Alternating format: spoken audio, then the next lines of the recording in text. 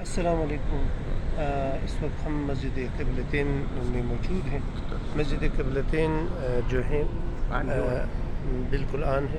مسجد قبلتین یہ وہ والی مسجد ہے جہاں پر حضور صلی اللہ علیہ وسلم تقریباً روایت میں آتا ہے 9 سے لے کر 16 مہینوں تک نماز پڑھی تھی۔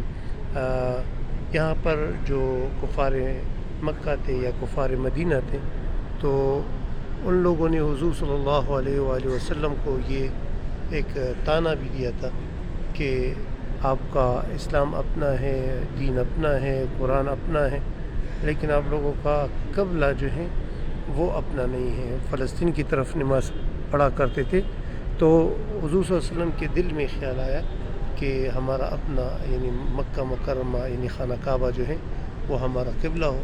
تو نماز کے دوران ہی حکم ہوا اور حضور صلی اللہ علیہ وسلم نے بیت المقدس سے اپنا رخ موڑ کر بیت اللہ یعنی خانہ کعبہ شریف کی طرف کر دیا، اور ساتھ صحابہ نے بھی اپنا رخ جو ہے وہ خانہ کعبہ کی طرف کر دیا۔ تو یہ وہ خوبصورت مسجد ہے جہاں پر قبلہ جو ہے وہ چینج ہوا تھا، جس کو مسجد قبلتین بھی کہا جاتا ہے۔ شکریہ جی۔